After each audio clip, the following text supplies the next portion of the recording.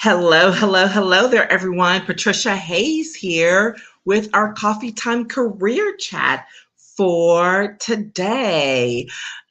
For those of you who are listening in for the very first time, my name is Patricia Hayes. I am an executive advisor, career empowerment coach, and authentic networking strategist.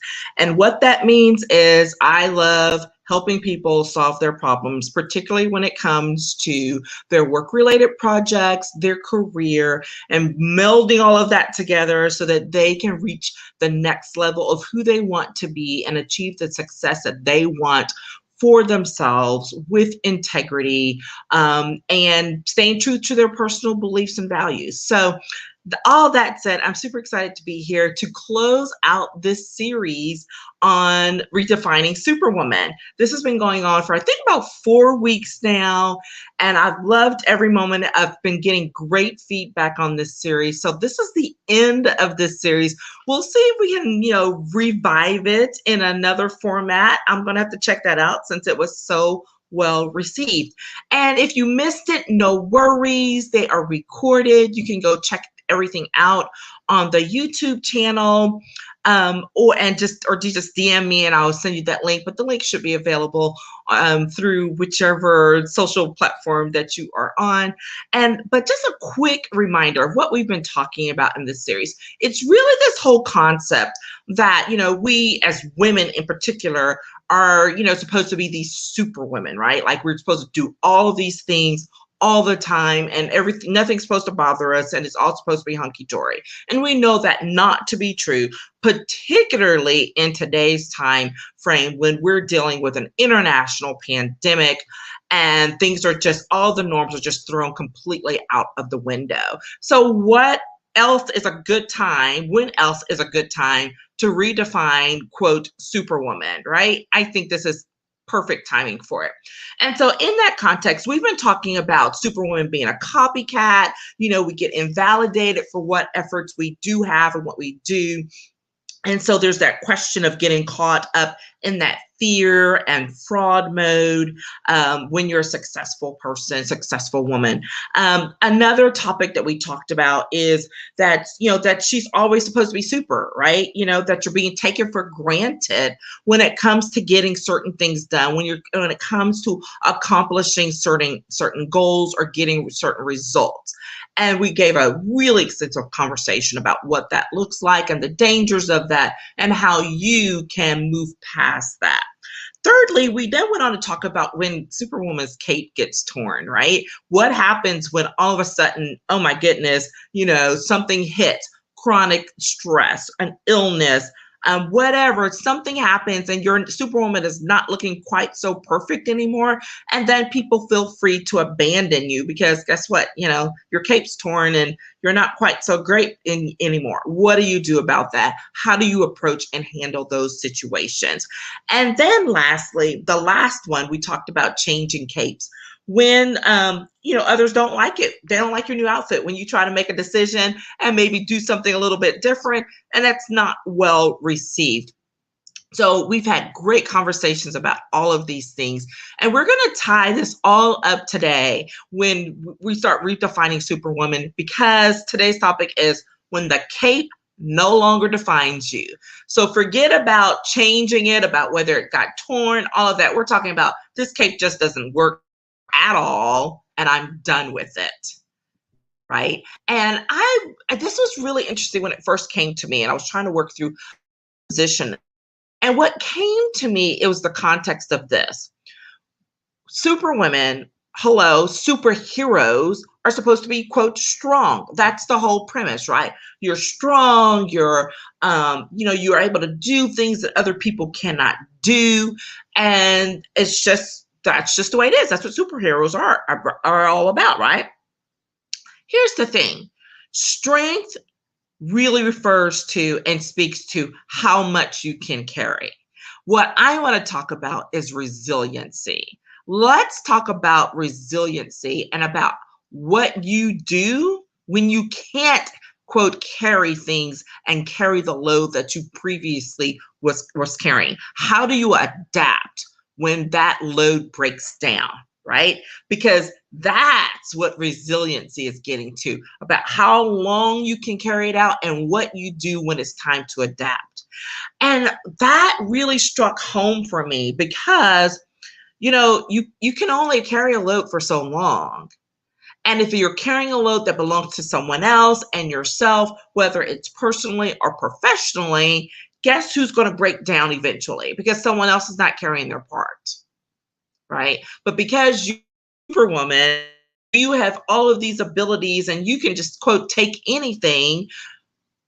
Unfortunately, that's one of the things we talked about earlier. That can lead to a breakdown of you personally. The question is that really where you want to be and how you want to leave your legacy and how you move forward in the world? For most of us, the answer to that is no. That is not how we want to move forward in the world. So what happens when you're like, I'm just tired of wearing this cape, period. It's not even about, oh, let me change and find something else. I'm like, I'm just done with this. And what can you do to bounce back? Because that is what resiliency is getting to. How do you bounce back? So I want to pull out because what really struck me was I do a gratitude journal every day. And it's a 5-minute journal situation that I love. It's literally the name of the journal is the 5-minute journal. I highly recommend it to anyone because it's more than just gratitude. It's also talking about those things. What can you do to make today great in order to achieve your goals? A personal affirmation statement, and then acknowledging at the end of the day what great things happen, not some major thing. It doesn't have to be major, but just like what are some things that really happened during the course of your day that just stood out to you? Maybe someone showed a bit of kindness or whatever, or it could have been something fantastic, right? So in that context, there's an affirmation statement. I've kind of, for lack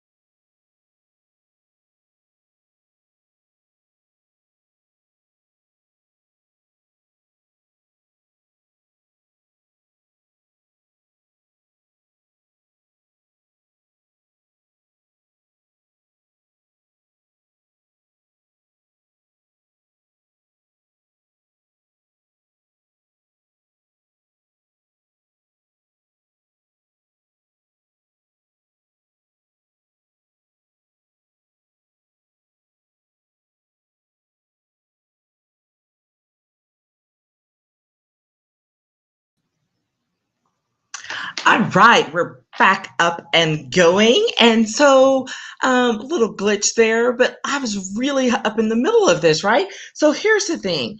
When you get to that point of not really knowing what it is you want to do, but you know it's not this anymore, that's that piece of knowing that it may get a little tough, that you're going to need to be able to bounce back, and that you can't rely solely on strength, right? We're talking about something more than that. So I was sharing with you my personal affirmation statement, and it reads, and I'll tell you how it reads now versus before. And it says, I am a resilient, creative Black woman living abundantly with ease who empowers her community and the lives of others. And I really love that it really sits strongly with me. But before I had, I am a strong, creative Black woman. And for a long time, that sounded fine because it's like about strength. But after going through a few sessions with my coach and listening and engaging in some other conversations, I realized I'm like, you know what? I'm not always strong and I don't always want to be considered strong. I've been carrying that weight for so long. But what I will acknowledge is that I am extremely resilient because things come at me. I'm able to bounce back. I find new and creative ways of addressing issues and problems, whatever that be. And so when I shifted that word from strong to resilient, man, it just really opened things up and really set well with me. And so when I started thinking more about it, it's because of those factors of when we are like, you know what? I don't always feel strong. I don't always feel like I'm courageous or I can do that next thing. But I do know that I have the ability within me. I have the will within me to continue pursuing the goal. It may not look like it did. It may not be in the same way. And that is okay because being creative, shifting your thought patterns, all of that feeds into the strength, really, that people think they have or that they want to have, and not in the conventional way, right? And I know that seems like a little bit of double check, but it does circle back around. Okay, it's the difference. We have those, was it those hefty bags? So it's a difference between the regular bag that can be stretched so far and then it pops.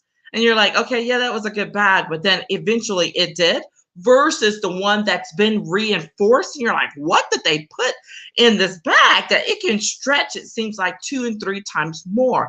Well, we're kind of the same way, right? When you've gone through some things, when you've been stretched beyond what seems like a normal capacity, and you're no longer, quote, strong, it's starting to weaken, but you're resilient. So it means you have the capacity to expand because of the issues, the concerns that you have dealt with before. This is why I always tell folks, we have to stop looking and looking at when things don't go our way as I'm a failure. It's like, no, you're not a failure. That was a great learning experience. This is something that I had to learn for myself, right? Because we want to mark that, and people are so quick to mark it as a failure. When something doesn't go your way, it's not necessarily a failure, right? The situation may not have worked out, but you are not a failure as a result of it, right? There's a difference between a situation failing and you being a failure. And a lot of times people want to put that on you and carry that weight. So when we're not, quote, strong enough to carry obscene amounts of weight from problems we deal with work, from issues that we're dealing with our families, then we start assuming that mentality of, oh, I'm a failure because I can't deal with all of this. And that is not accurate, right? That's a whole other conversation about what we need to do in order to reset our mindset so that we cannot carry and bear that unnecessary weight, and instead learn from those experiences, give them their proper place, and build on them so that we can move forward in the ways that we want and need to, professionally and personally. All right. So that's really kind of the thought that we're going through here today, was acknowledging that You know, when you decide, I'm done with this cape, I'm done trying to be quote Superwoman. I don't want to even have that title associated with me. What does that mean for you moving forward when the title that's associated with quote a strength becomes, what does it become instead? And I am proposing that you then adopt more of the concept and the attitude of being resilient, so that you can continue to stretch and pull and grow as you go to that next level, utilizing all of those previous experiences, good and not so good, great and bad. Use them to build upon so that you can get to where you want to be personally and professionally in a way that it's going to be way more, way healthier. First of all, that's just the truth. It's going to definitely be way healthier, and that will give you more freedom. That's really the truth. When we're not carrying the burdens of other people's weight, it actually frees us up to be able to move forward in ways we might not have actually thought we could, because we were so busy carrying that other weight. We were so busy getting caught up in all of those other things and being the quote superhero for that person, for that situation, for that job. But when you're willing to walk away from that, when you're willing to say, that's not what I want to do anymore, that's not how I want to be defined anymore, it doesn't mean you're walking away from your strength.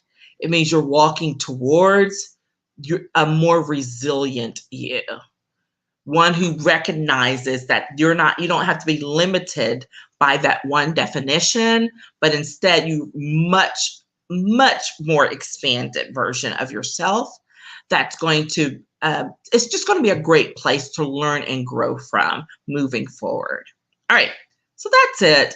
I hope you have enjoyed this series. I know I've had a great time working with it. I look forward to bringing it back in some format. I'd love to get your input if this really struck home for you.